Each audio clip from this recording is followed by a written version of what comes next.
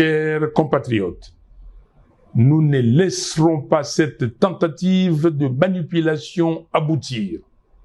En ce temps de crise, il n'y a ni nécessité, ni opportunité pour un tel projet. Ce que le peuple congolais attend, ce ne sont pas des modifications constitutionnelles opportunistes et intempestives, mais des actions concrètes et courageuses pour relever les défis cruciaux auxquels notre pays est confronté. Ce n'est pas la Constitution qui empêche le régime d'honorer toutes les promesses fallacieuses qu'il a faites au peuple. La Constitution n'empêche pas de doter nos forces armées de moyens efficaces. La Constitution n'empêche personne de libérer les 130 territoires. La Constitution ne donne pas non plus les droits de dilapider les deniers publics. Un régime incompétent peut changer la Constitution 100 fois. Les mêmes mots produiront les mêmes effets. Il y a problème d'hommes, pas de texte. Nos efforts doivent être concentrés sur 4 priorités. Restaurer l'intégrité territoriale. Mettre un terme à la guerre menée par le M23 et les forces étrangères afin de libérer nos terres et de restaurer la souveraineté nationale. Mettre fin à la prédation des ressources publiques.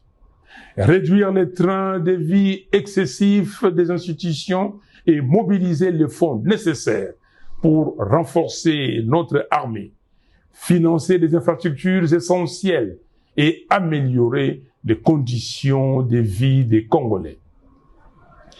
Construire un véritable état de droit, garantir le respect des droits humains, la justice et l'équité pour tous. Préparer des réformes institutionnelles ambitieuses, réviser la loi électorale, restructurer la commission électorale et la Cour constitutionnelle, afin de créer les bases d'élections véritablement transparentes, crédibles et apaisées.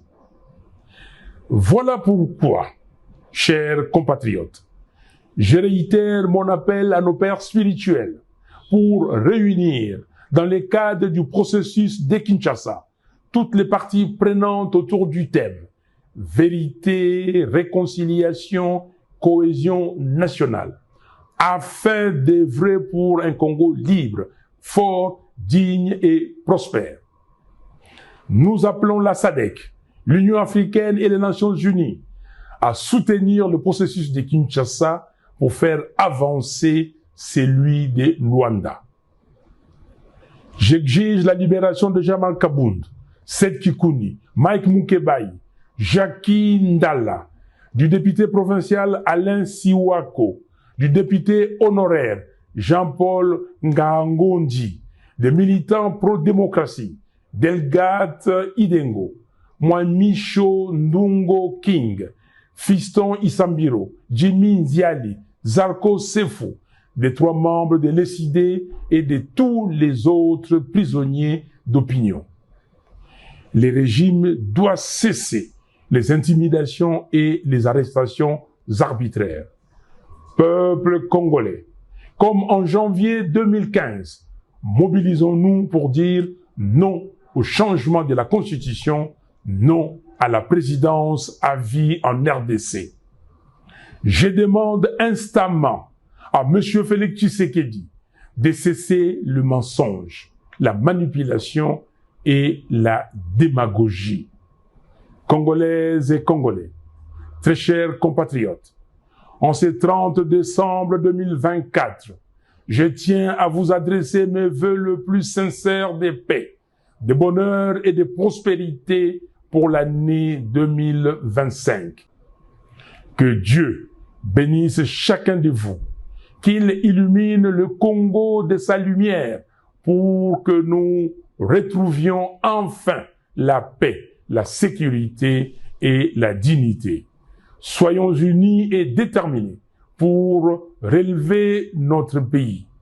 Que Dieu bénisse la République démocratique du Congo et son vaillant peuple. Je vous remercie.